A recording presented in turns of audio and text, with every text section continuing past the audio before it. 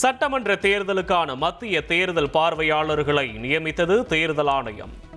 தமிழ்நாட்டிற்கு ஒட்டுமொத்தமாக 327 தேர்தல் பார்வையாளர்கள் நியமிக்கப்பட்டுள்ளனர்.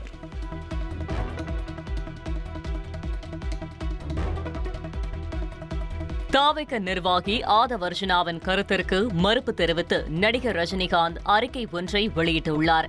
நடிகர் ரஜினிகாந்த் அரசியலில் இருந்து விலகியது குறித்து ஆதவர்ஜுனா பேசியது பெரும் சர்ச்சையை ஏற்படுத்தியது. இதற்கு அரசியல் கட்சி தலைவர்கள், திரை பிரபலங்கள், ரசிகர்கள் என பலரும் கண்டனம் தெரிவித்தனர். இந்நிலையில் நடிகர் ரஜினிகாந்த் அறிக்கை வாயிலாக ஆதவர்ஜுனாவின் கருத்திற்கு மறுப்பு தெரிவித்துள்ளார். அதில் தாவேக கட்சியின் தலைமை பொறுப்பில் இருக்கும் ஆதவர்ஜுனா சமீபத்தில் தம்மை பற்றி உண்மைக்கு மாறான ஒரு கருத்தை தெரிவித்திருந்ததாக குறிப்பிட்டுள்ளார்.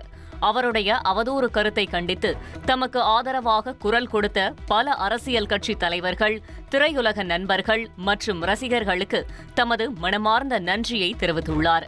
மேலும் காலம் பேசாது, ஆனால் காத்திருந்து பதில் சொல்லும் எனவும் ரஜினிகாந்த் குறிப்பிட்டுள்ளார்.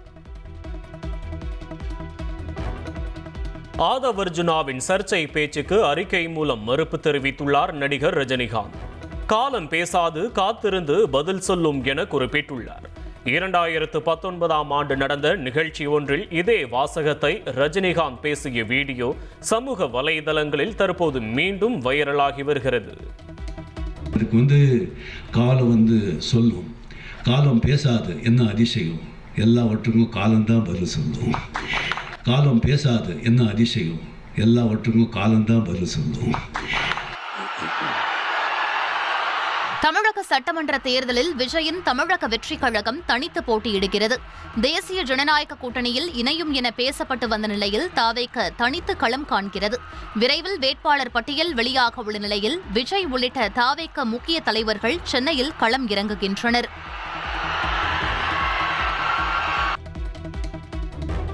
தமிழக சட்டமன்ற தேர்தலில் தமிழக வெற்றிக் கழகம் கட்சி தனித்து போட்டியிடும் நிலையில் விஜய் உட்பட முக்கிய நிர்வாகிகள் களம் இறங்கும் தொகுதிகள் பட்டியல் வெளியாகியுள்ளது.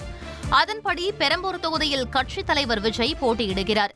தாவேக பொதுச் செயலாளர் என் ஆனந்த் தியாகராய நகர் தொகுதியிலும், ஆதவ் அர்ஜுனா வில்லிவாக்கம் தொகுதியிலும் களம் இறங்குகின்றனர்.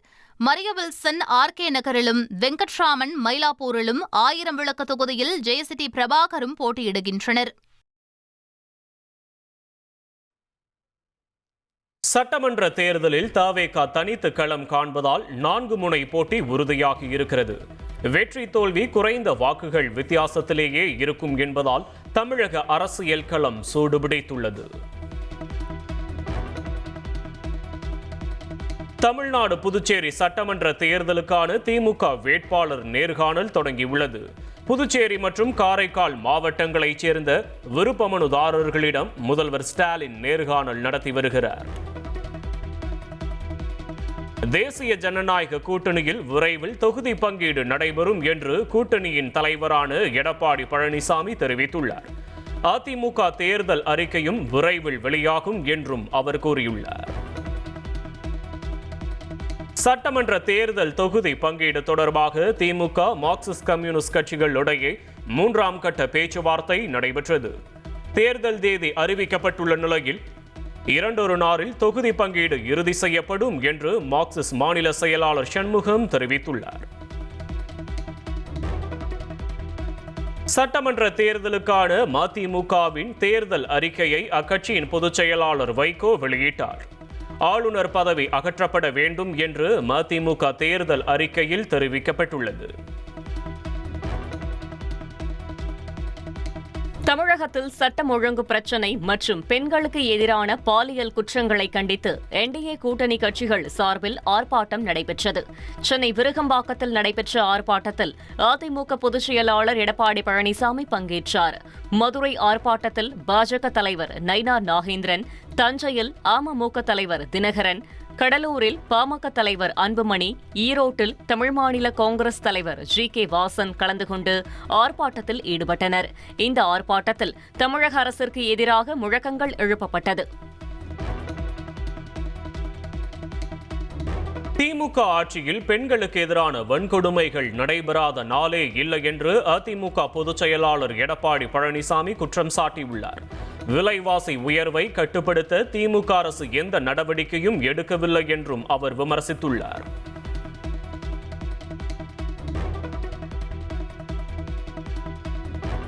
தேர்தல் நடத்தை விதிகளை கூறி மறைந்த தலைவர்களின் சிலைகளை மறைக்க தேவையில்லை என்று தேர்தல் ஆணையம் தெரிவித்துள்ளது. அங்கீகரிக்கப்பட்ட அரசியல் கட்சிகள் முன்வைத்த கோரிக்கையை அடுத்து அனைத்து மாவட்ட தேர்தல் அலுவலர்களுக்கும் இந்த அறிவுறுத்தல் வழங்கப்பட்டுள்ளது.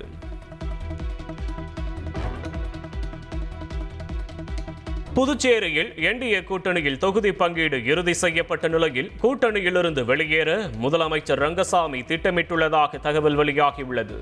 தமது நிபந்தனைகளுக்கு பாஜகவின் தேசிய தலைமை ஒப்புதல் அளிக்காததால் அவர் இந்த முடிவை எடுத்துள்ளதாக கூறப்படுகிறது. கரூர் துயர சம்பவம் தொடர்பான விசாரணைக்கு டெல்லி சிபிஐ அலுவலகத்தில் முன்னாள் அமைச்சர் செந்தில் பாலாஜி ஆஜரானார்.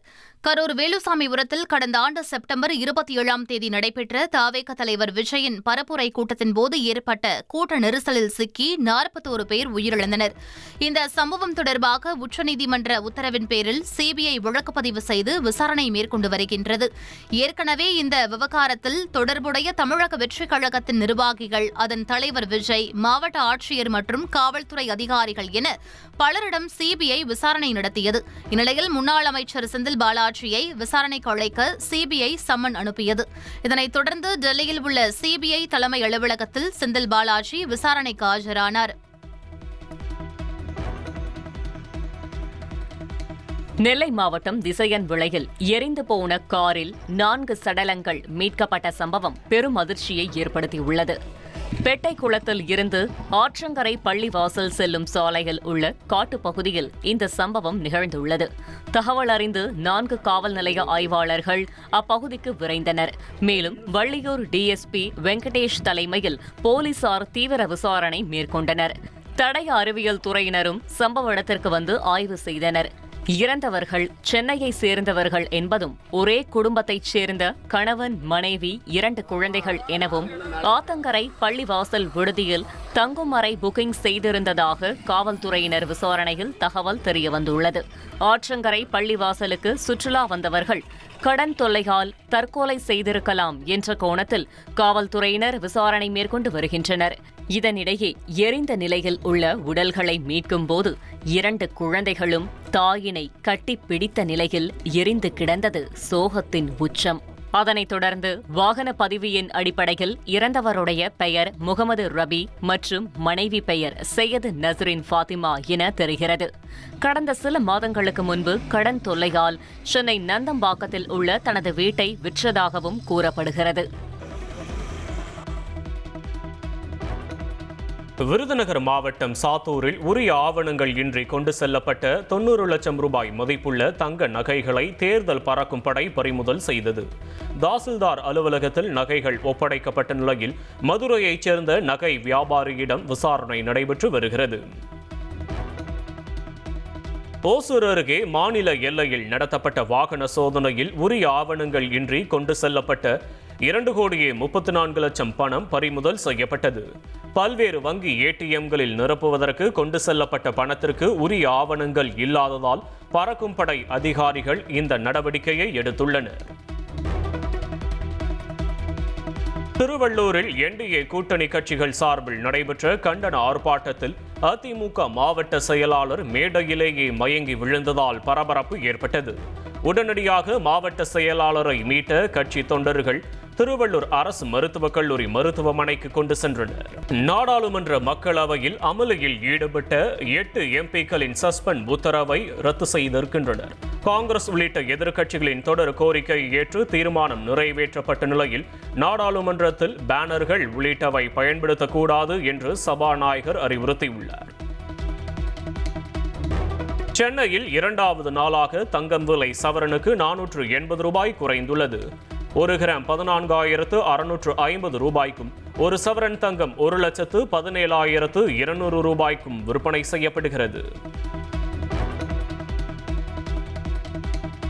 தங்கத்தை தொடர்ந்து வெள்ளி விலையும் கிலோவுக்கு 4,000 ரூபாய் குறைந்துள்ளது. 1 கிராம் வெள்ளி 280 ரூபாய்க்கும், 1 கிலோ வெள்ளி 2,80,000 ரூபாய்க்கும் விற்பனையாகிறது.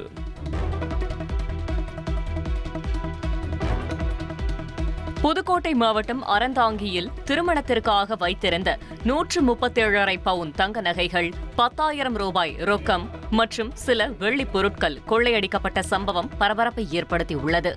ஹாஜா நஜூமுதீன் என்பவர் தனது குடும்பத்தினருடன் லைலத்துல் கதர் என்ற தொழுகைக்காக சென்றிருந்த போது வீட்டின் பூட்டை உடைத்து திருடர்கள் நகைகளை திருடி சென்றதாக கூறப்படுகிறது. இதுகுறித்து போலீசார் வழக்குப்பதிவு செய்து தீவிர விசாரணை நடத்தி வருகின்றனர்.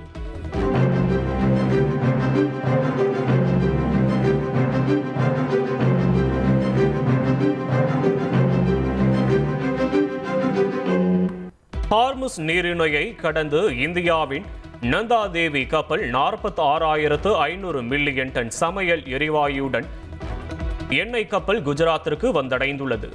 கப்பலை துறைமுகம் அருகே கொண்டு வரக்கூடாது என்பதால் எரிவாயு டேங்கர்களை மாற்று கப்பல்களில் ஏற்றுவதற்கான பணிகள் நடைபெற்று வருகின்றன. வீட்டு உபயோகத்திற்கான சமையல் எரிவாயு சிலிண்டர் போதிய அளவில் கையிருப்பு உள்ளதாகவும் தடையின்றி விநியோகம் தொடரும் என்றும் இந்தியன் ஆயில் கார்ப்பரேஷன் உறுதியளித்துள்ளது.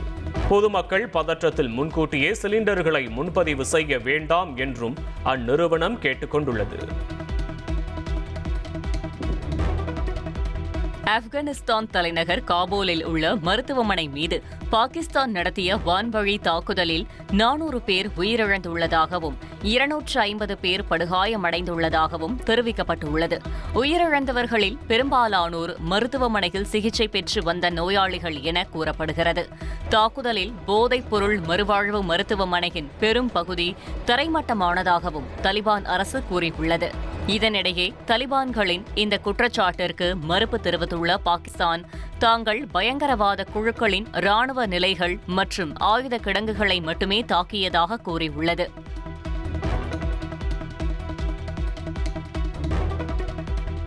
மருத்துவமனை மீது பாகிஸ்தான் ராணுவம் தாக்குதல் நடத்திய சம்பவத்திற்கு ஆப்கானிஸ்தான் கிரிக்கெட் வீரர்கள் கடும் கண்டனம் தெரிவித்துள்ளனர். ராணுவ நிலைகளை மட்டுமே குறிவைத்து தாக்கியதாக பாகிஸ்தான் விளக்கமளித்துள்ளது.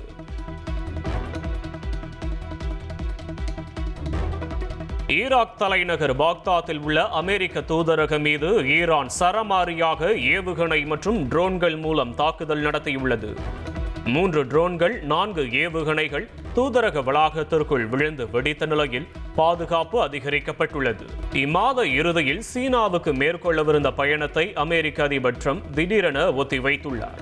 ஈரான் மீதான ராணுவ நடவடிக்கையை கவனிக்க வேண்டியிருப்பதால் சீன பயணத்தை 1 மாதம் தள்ளி வைப்பதாகவும் அவர் கூறியுள்ளார்.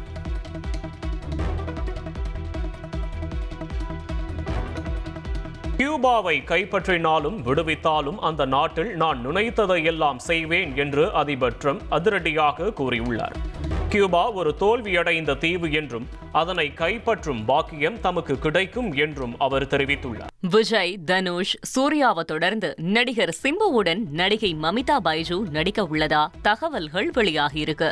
கீர்த்தீஸ்வரன் இயக்கத்துல நடிகர்கள் பிரதீப், மமிதா பைஜு நடிச்ச டியூட் திரைப்படம் மிகப்பெரிய வெற்றியடைந்தது. தற்போது கீர்த்தீஸ்வரன் இயக்க போற அடுத்த படத்துல சிம்பு நடிக்க உள்ளதாக கூறப்படும் நிலையில படத்தின் நாயகியாக நடிக்க மமிதா பைஜு சம்மதம் சொல்லிட்டதா கோலிவுட் வட்டாரத்துல பேசப்படுது. தெலங்கானா மாநிலம் ஹைதராபாத்தில் உள்ள மயிலார்தேவ் பள்ளி பகுதியில் கலப்படம் செய்யப்பட்ட உணவுப் பொருட்களை தயாரித்து விற்பனை செய்த 2 பேரை போலீசார் கைது செய்தனர். மேலும் கலப்படம் செய்யப்பட்ட உணவுப் பொருட்களை பறிமுதல் செய்த போலீசார் மற்றும் உணவு பாதுகாப்பு துறையினர் இது தொடர்பாக விசாரணை நடத்தி வருகின்றனர்.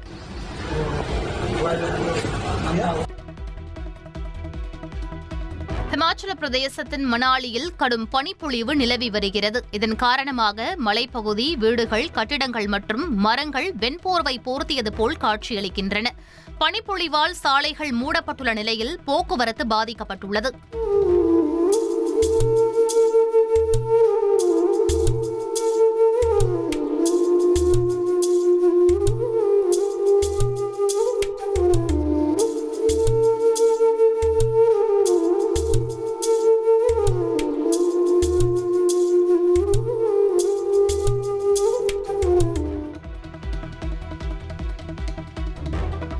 ஹார்முஸ் நீரிணையை பாதுகாக்க நட்பு நாடுகள் போர் கப்பல்களை அனுப்ப வேண்டும் என அமெரிக்க அதிபர் டொனால்டு டிரம்ப் அழைப்பு விடுத்ததற்கு எதிர்ப்பு தெரிவித்து தென்கொரியாவில் கண்டன ஆர்ப்பாட்டம் நடைபெற்றது. சியோலில் உள்ள அமெரிக்க தூதரகம் முன்பு திரண்ட ஆர்ப்பாட்டக்காரர்கள் அமெரிக்காவிற்கு எதிராக கண்டன முழக்கங்களை எழுப்பினர்.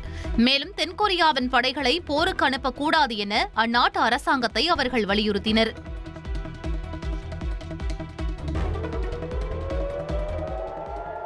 மேற்கு கரை வான்பரப்பில் ஈரானால் ஏவப்பட்ட ஏவுகணை ஒன்றை இஸ்ரேலின் வான் பாதுகாப்பு அமைப்பு வெற்றிகரமாக இடைமறித்து அளித்துள்ளது.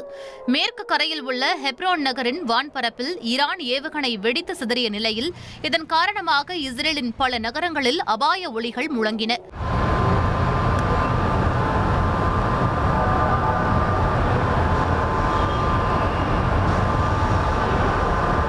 மேலும் ஈரானில் உள்ள பல்வேறு இலக்குகளை குறிவைத்து இஸ்ரேல் இரவு முழுவதும் தாக்குதல் நடத்தியது குறிப்பிடத்தக்கது.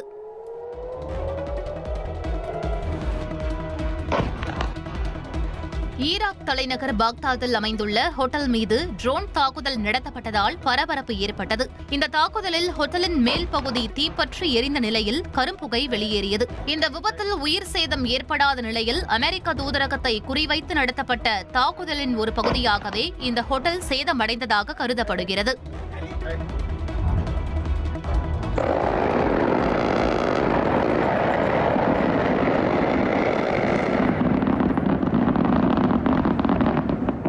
ஈராக் தலைநகர் பாக்தாதில் உள்ள அமெரிக்க தூதரகத்தை குறிவைத்து ஈரான் கடுமையாக தாக்குதல் நடத்தியுள்ளது.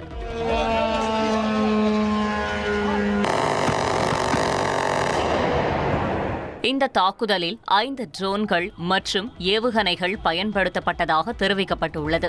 மேலும் வான் பாதுகாப்பு அமைப்பு மூலம் 2 ட்ரோன்கள் இடைமறிக்கப்பட்டு அழிக்கப்பட்ட நிலையில் ஒரு ட்ரோன் தூதரக வளாகத்திற்குள் விழுந்து வெடித்ததால் பரபரப்பான சூழல் நிலவியது.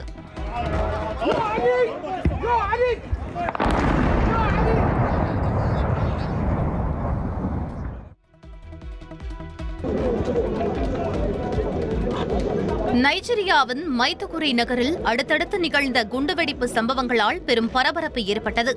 நகரின் மையப்பகுதியில் உள்ள தபால் நிலையம் மற்றும் அதன் அருகில் உள்ள சந்தை ஆகிய இடங்களில் குண்டு வெடித்த நிலையில் தொடர்ந்து மருத்துவமனை மற்றும் நகரின் கிழக்கு பகுதியில் உள்ள குடியிருப்பு பகுதி என மேலும் 3 இடங்களில் குண்டுகள் வெடித்துள்ளன.